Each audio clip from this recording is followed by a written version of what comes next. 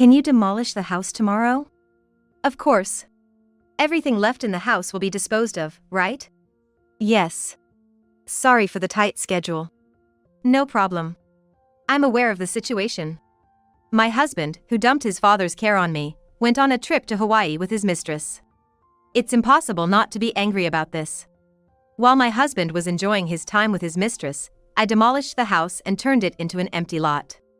Hey! Where are you right now? Huh? Did you come back? Why is the house gone? It's just an empty lot now. Yes, that's right. I had it demolished. What?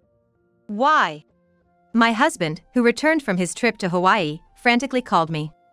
It's natural for him to be panicked since the house we lived in is gone. However, he's still unaware that he has already lost much more than just the house. I'm Mia. I'm a 49-year-old caregiver. My husband Oliver, a year older than me and a salesman, and I have been married for 25 years. On our 25th anniversary, we reached another major milestone. Our son Jack graduated from college and was set to move out. Don't always eat out. Make sure you wake up on time for work and double-check if the door is locked when you leave. I'll be fine. Mia, you worry too much. Jack's not a kid anymore. If he makes a mistake, he'll handle it himself. You don't need to nag so much. I know, but I can't help but worry. My husband and son laughed at me, worrying as if I was leaving a small child alone at home. Is it so strange for a mother to worry about her son moving out? I was slightly annoyed but also relieved to see their smiles, easing the odd tension that had been in our home for weeks. Well, I'm off. Good luck. I watched my son leave without looking back, appearing so grown up. When he turned the corner and was out of sight, I felt like my role as a mother was finally complete. I stretched and indulged in a sense of freedom. I was looking forward to restarting our life as a couple after over 20 years.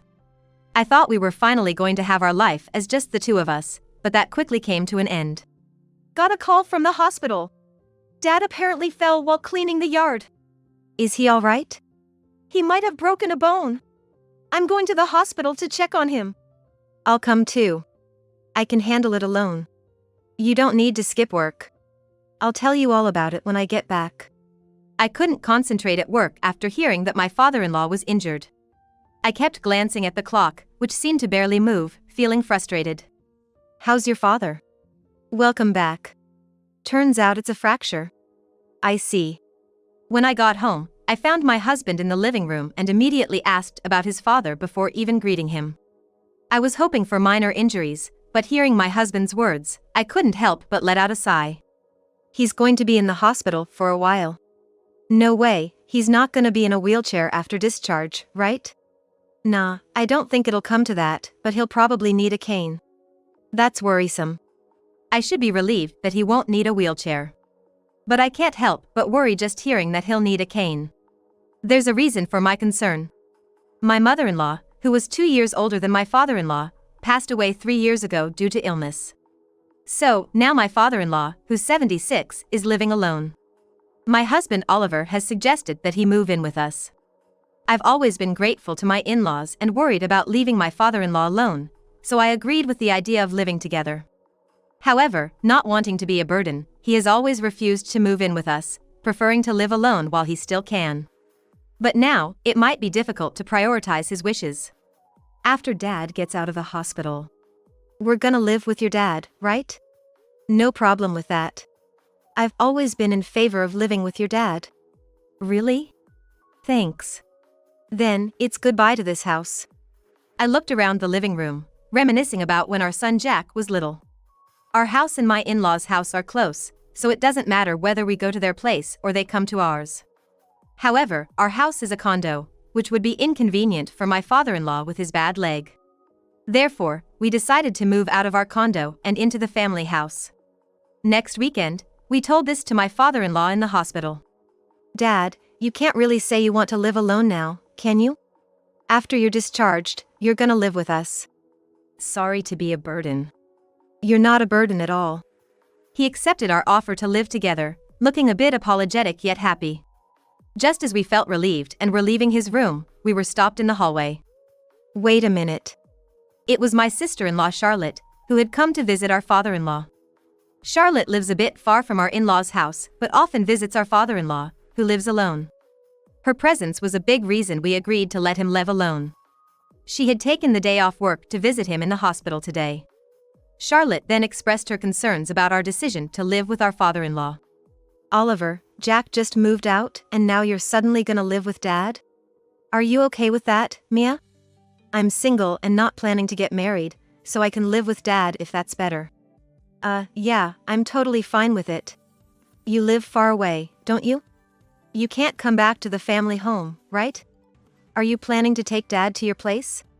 If we move to the family home, Dad doesn't have to leave the house he's used to. Plus, Mia works in caregiving, so she can help with Dad. Charlotte smiled after hearing our words. If Mia's okay with it, then it's fine. It seems like you, Oliver, are really considering Dad's situation. I was just worried that you might be taking Dad in out of a sense of responsibility as the eldest son, and Mia might be reluctantly going along with it. No way that's the case. Come to think of it, Charlotte, you worry just like Mia used to. Charlotte's laughter made both my husband and me smile unintentionally. Charlotte wasn't insisting on taking in our father-in-law, but was just overly worried about us and him. She wanted to let us know that her taking him in was also an option. Realizing her over-concern, her face turned a bit red. If Dad's gonna continue living in the family home, I'll take care of making it more accessible before he's discharged. I'll put in ramps for the steps and handrails on the walls. That'd be a great help. Charlotte, as if to hide her embarrassment, now wore an expression full of confidence. She has been a long-time employee at a home improvement store and is a pro at DIY. We decided to leave the house modifications to her and focus on our move. 2 months after my father-in-law was hospitalized, our life together began. His legs have gotten worse and he needs care, but it's not so severe that he's completely dependent. So, Oliver and I can continue working as usual. My father-in-law sometimes looks guilty, but there are no issues in our relationship. I thought we would have peaceful days for a while. But soon after we started living together, Oliver began acting suspiciously. A month into living with my father-in-law, Oliver started coming home late. It's understandable given his job. But he also began going out alone on weekends. I don't expect to spend every weekend with him after 25 years of marriage. However, my job requires me to work even on weekends, when my husband has his days off. So, when Oliver leaves on weekends, my father-in-law is left alone. Hey, I get you have things to do on weekends, but can't you spend some time with your dad? It's lonely for him to be left alone all the time. What? Dad's not severely demented or bedridden, is he? Why do we need to be with him? What if he gets hurt again? Besides, it's sad for him to be alone when we're living together. He's not a child, there's no need to worry so much. You really are a worrier. Oliver laughed off my concerns. He knows more about his father than I do. Based on Oliver's words, I figured my father-in-law doesn't mind spending time alone. But a month later, I started feeling like Oliver's words weren't entirely true. You're getting up? Let me help you. Sorry to always bother you. Don't mention it. It's nothing. No, it's not just now. You always help me around the house, join me for walks and shopping. I really appreciate it. I've received a lot of help from you since I married into the family, so we're even. Please don't worry about it. Do you really feel that way? Oliver seems cold to me, but are you just looking after me out of obligation? Of course not. Charlotte's worrying nature must have come from you. Oliver's probably just enjoying his freedom now that Jack is out of the house. Is that so? Are you sure you're okay not having time for yourself? I'm fine.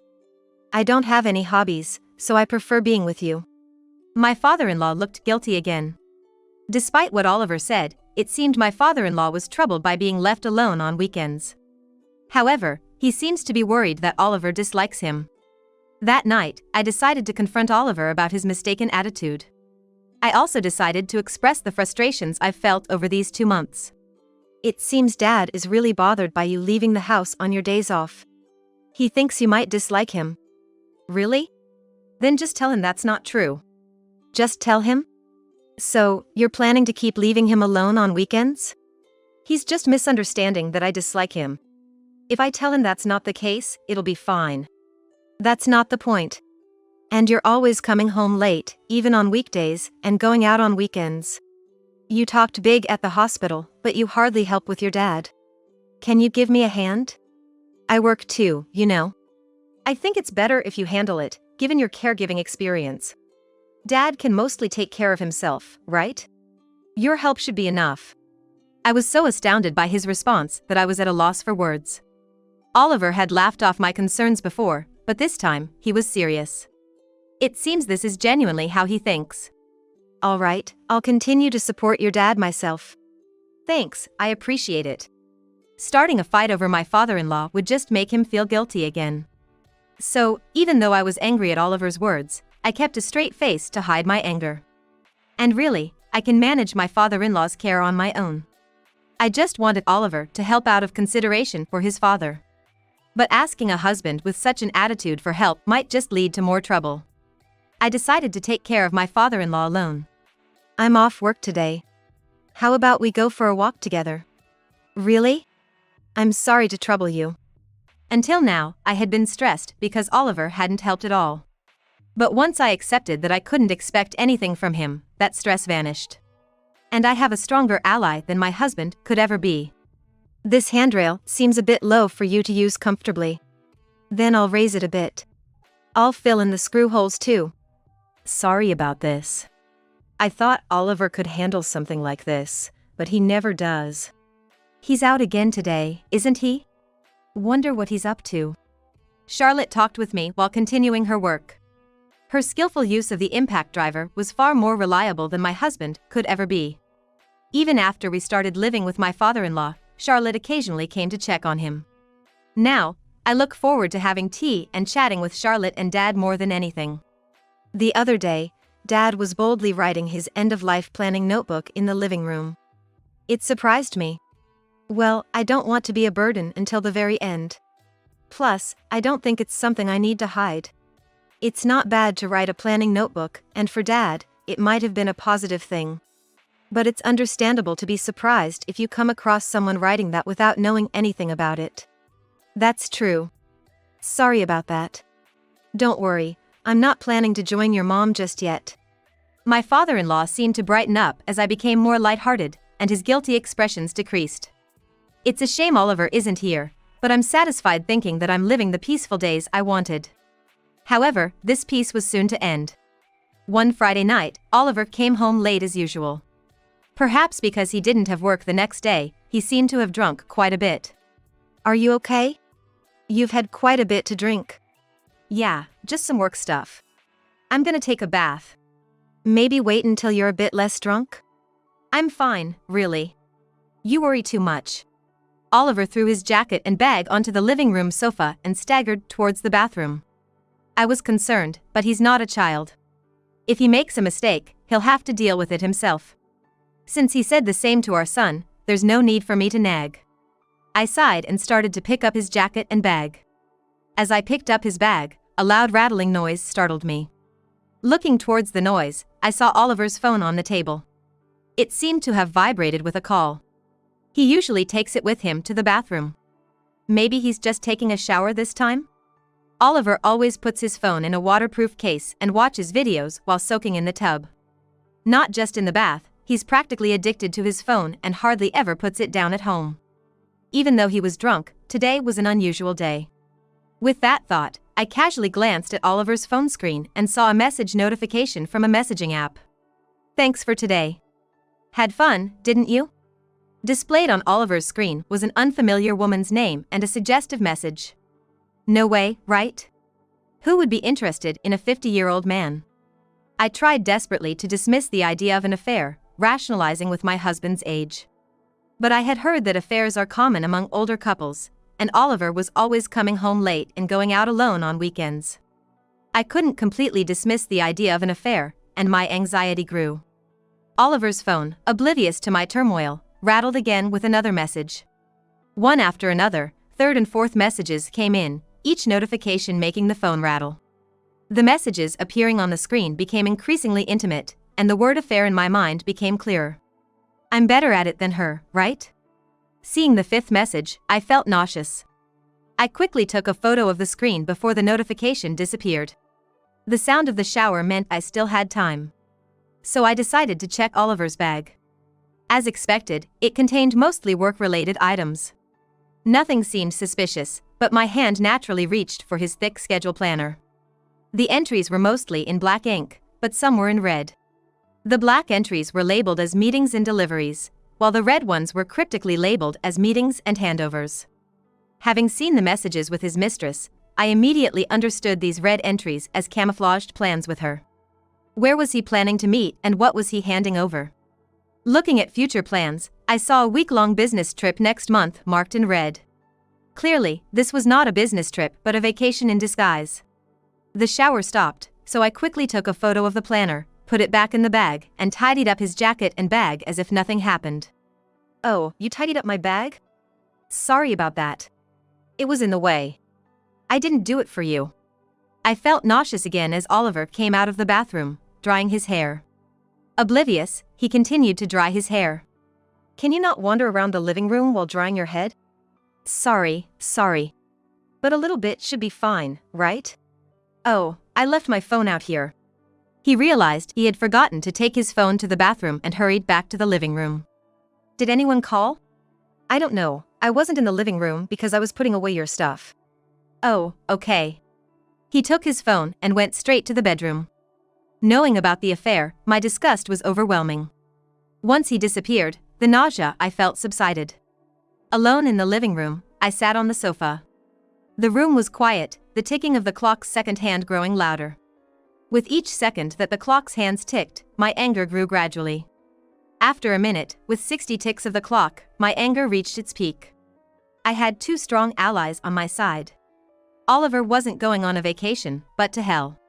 The following week, when Charlotte visited, I told her and my father-in-law about Oliver's affair. When I showed them the photos of the messages and the schedule, both my father-in-law and Charlotte were furious. I can't believe it! All this time he was wandering around alone, he was up to this. I never imagined he would do something like this. I'm really sorry for the trouble he's caused you, Mia. I felt sorry for making my father-in-law wear such a remorseful expression. Seeing his face, I felt apologetic too. But I knew I couldn't just stand still. I'm sorry, but I'm considering divorcing my husband. I said it out loud, and then, too scared to see their reactions, I dropped my gaze. That makes sense. What do you need? I'll help you. If there's anything we can do, just tell us. I looked up at them after hearing their words. You'll help me? Of course. You're the one who's been getting me out of bed every morning, making separate meals for me with less salt, taking care of me. It was all you, Mia. No matter who it is or the reason, the one who has an affair is always in the wrong. Did you think we wouldn't help you? You're a worrier just like us. Charlotte was right. I had thought they would surely help, but somewhere in my heart, I was worried they might side with Oliver. But it turns out, that worry was unnecessary. You were already planning this, weren't you, Dad? Yes. So, do as you please. But if you're going to do it, you need to submit the documents to the local government at least a week in advance. Can I leave that to you, Charlotte? I'll ask someone I know who helped me with selling the condo. Our strategy meeting with my father-in-law and Charlotte went smoothly. The plan would start a week before Oliver's fake business trip, with the real action beginning right after he left for his trip. We exchanged looks and nodded silently, determined to make our plan work. That night. Next month, I have a week-long business trip. Oh? Yeah, that's typical of you. The day we had our strategy meeting, Oliver told me about his fake business trip. The timing was too perfect, and I panicked a bit. It seemed he hadn't noticed anything, but I knew I had to be more careful to keep our plan secret until its execution. Well, I'm off then. Yes, have a good trip. A month later, after seeing Oliver off on his fake business trip, I started the plan with my father-in-law in a hurry. It was a race against time. But because we had prepared well in advance, it went more smoothly and less chaotically than I had anticipated. I was looking forward to seeing the results in a week. A week after Oliver left for his fake trip. I was leisurely tidying up the house when he called. Hey! Where are you right now? Huh? Did you come back? Why is the house gone? It's just an empty lot now. Yes, that's right. I demolished it while you were on your business trip. Your stuff is in a storage unit. I'll send you the location later. What? Why? I couldn't help but laugh, imagining his panicked state. Just as Oliver said, the house we had been living in was already demolished. Right after he left for his fake trip, I had hurriedly prepared to move to my new solo living condo, and my father-in-law to Charlotte's house. We had prepared a list of what to take and packed boxes to make the move easy, so it only took a day. The speed of our move was comparable to professional movers. Once we were ready, I called the demolition company. Can we proceed with the demolition of the house as planned tomorrow? Of course. Everything left in the house will be disposed of, right? Yes. I'm sorry for the tight schedule. Don't worry. Charlotte has informed me of the situation. The demolition company was referred to me by Charlotte. It was a bit of a rush, but they managed to demolish the house within a week by picking up the pace. Charlotte has worked at a home improvement store for a long time and has many contacts in related fields. She's also knowledgeable about home-related procedures. So, she coordinated with the demolition company for the necessary preparations, ensuring that we could start demolishing the house as soon as Oliver left for his fake business trip. Just because I left Dad's care to you, you did this? I was working hard on my business trip. Sure, you were working hard, but not on your job, right? You went on an affair trip to Hawaii, didn't you? How did you know that? While my father-in-law and I were hastily preparing to move, Charlotte, who had hidden near our house, started tailing Oliver. Oliver took a train to the airport. And he met up with his mistress there before flying off, so Charlotte had to stop following them there. But she guessed they were probably going to Hawaii based on the boarding gate and destination board. Oliver's reaction suggested Charlotte's guess was accurate. So Charlotte was following me. She even took pictures of you holding hands, looking quite cozy. But destroying our family home just because you're angry with me? Think about Dad's feelings. What are you talking about? I couldn't have done this without your dad's consent. So Dad agreed to demolish the house? Why go to such lengths? Your dad was planning to demolish the house anyway. We just moved up the schedule. What do you mean? Dad had intended to leave the house and land to Oliver and me. However, while writing his end-of-life planning notebook, he realized that the house was old and had little value as a building, so keeping it could be a burden for us. His plan was eventually to demolish the house and leave just the land. His notebook mentioned that the land could be sold or used to build a new house. We were free to decide. I had seen this notebook and thus proposed this plan to Dad. You might plan to leave me and be on your own, but by demolishing the house and making Charlotte and Dad live together, they would suffer. You're just like me, you find Dad bothersome. Oliver raised his voice, thinking he had found a point of attack. But he was way off. Charlotte already said she was willing to live with your dad, didn't she? Yeah, but living together will show her how hard it is. You hardly helped at all, and you have the nerve to say that. But that's okay. And doesn't demolition cost a lot of money? Yes, about $60,000. Dad paid that? If he spent so much, wouldn't he struggle financially? That won't be a problem. I think Charlotte and your dad living together will go smoothly. Eh? Aren't you at the place where our house used to be? Isn't there a for sale sign there? There is a for sale sign. Is this land for sale? Yes, that's right.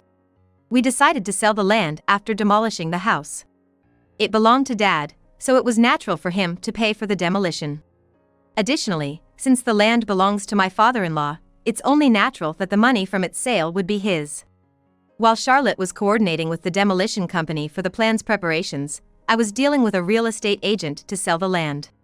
I had a connection with this agent from when I sold my condo.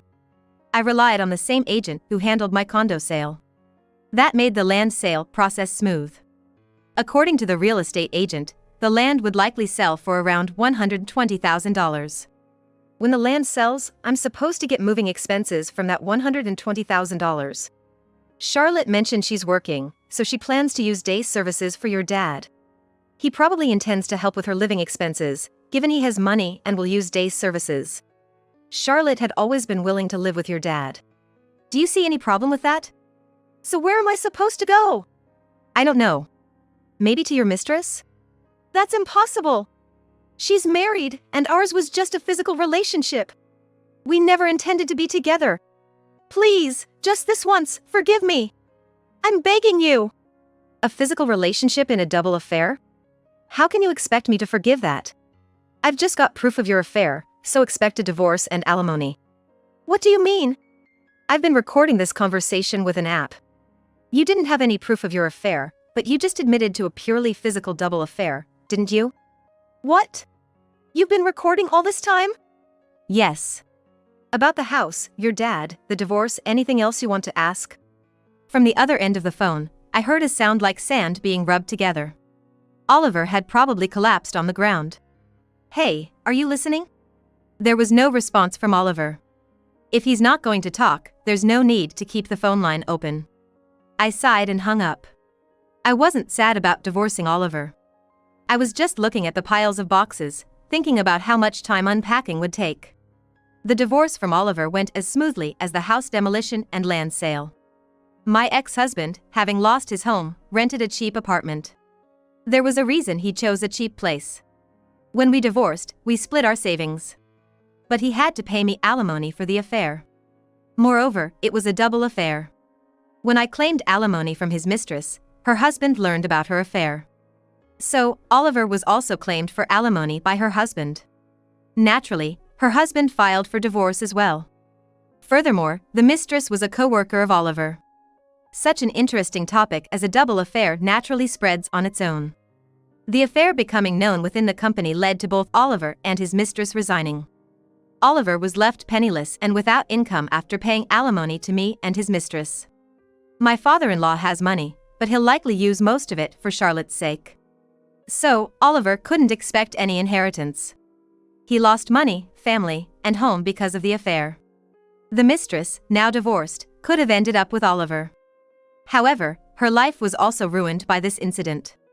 Being self-inflicted, she started blaming Oliver for losing her job and getting divorced. Initially just a physical connection, there was no love between them, so it was impossible for them to work out. Thus, they ended their relationship when they quit their jobs. I've also informed my son about the divorce. That's Dad's fault. My son is appalled by his father's affair and has been keeping his distance, ignoring the occasional messages he receives. Apparently, my ex-husband's reason for the affair was the sense of freedom he felt after our son became independent, leading him to overextend his newfound liberty. Knowing this would upset my son. So I've kept the reason for the affair a secret from him. I've started living on my own post-divorce. I've always managed both household and work, and my job remains the same, so not much has changed other than being alone. Thinking of my ex-husband, who lost both money and family, I realize how fortunate I am that nothing has changed. My relationship with my former sister-in-law, Charlotte, and former father-in-law continues to be good. I'm planning to visit them tomorrow since I have the day off from work.